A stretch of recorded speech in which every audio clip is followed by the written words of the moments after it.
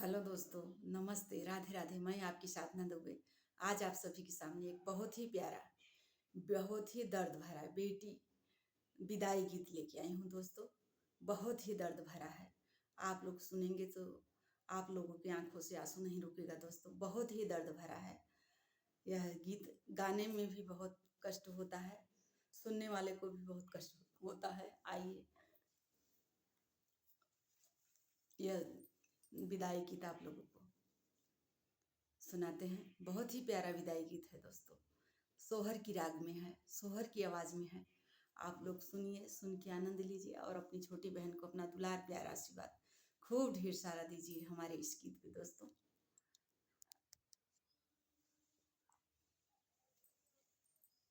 बड़े भोरे माँ तो सुने न त सीता, जगावई त सीता के जगावई हो। बेटी उठ हो, न हाथ मुहवा धोवो, कलेव नायापन कइले हो। बड़े भोरे माँ तो सुने न त सीता के जगावई त सीता के जगावई हो। बेटी उठहु, न हाथ मुहवा धोवो, कलेव नायापन कइले हो। कतहूँ से बपई जौई हैं, त बेटी के बोलई हैं, त बेटी के बोलई हैं हो। अब कौन बेटी उठी के दौड़ी हैं, त पनिया के न देई हैं हो।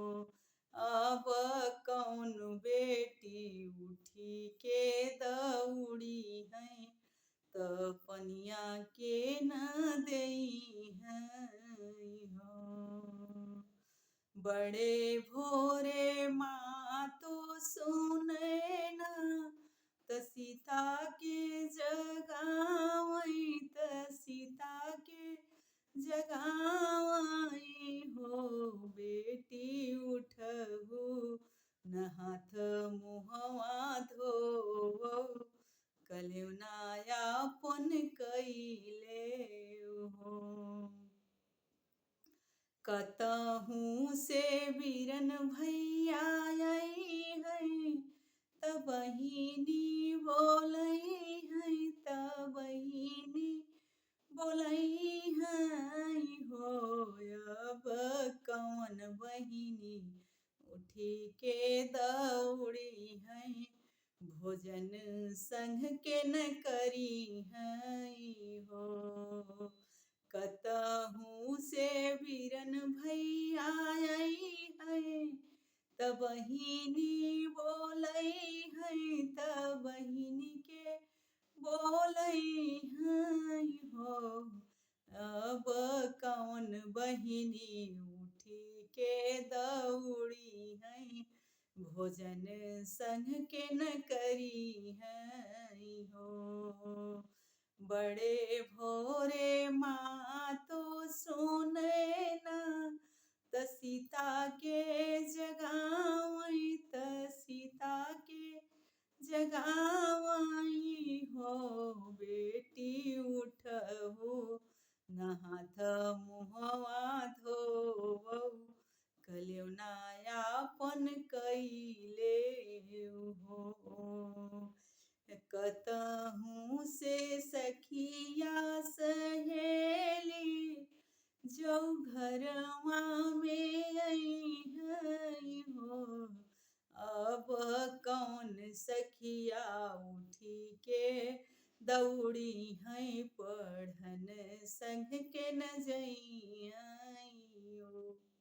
बड़े भोरे माँ तो सुने न त सीता के जगावई त सीता के जगावई हो। बेटी उठहु, उठहु न हाथ मुहवा धोवौ कलेव नायापन कैले हो बेटी उठहु न हाथ मुहवा धोवौ कलेव ना आपन कैले हो रात भर मोरी बेटी अंगना में तोहरा बसेर बाटे तोहरा बसेर बाटे हो बेटी काली जाबू ससुरे नगरिया नयन आंसू ढुरी है नयन आंसू ढुरी है हो बेटी कौन मैया कही के बोलबू हो बेटी कौन मैया कही कही बोलबू त माई के बतबू तू हो बेटी कौन माई के कही के बोलबू तबतिया बतबू तू हो बड़े भोरे माँ तो सुने न त सीता के जगावई त सीता के जगावई हो बेटी उठहु न हाथ मुहवा धोवौ कलेव नायापन कैले हो ससुरे में मोरी हाँ गुड़िया जहर जीनी बोलियो जहर जीनी बोलियो हो बेटी बोलू मिसिरियस बोलिया सबके आपन जानी हो बेटी बोलू मिसिरियस बोलिया सबके आपन जानी हो। धन्यवाद दोस्तों। यह बेटी विदाई गीत यह उस समय का गीत है जब माता सुनैना सीता जी को जगाती हैं सुबह सुबह, उसी समय का यह गीत है। आप लोगों को कैसा लगा कमेंट बॉक्स में अपनी राय जरूर दीजिएगा। धन्यवाद।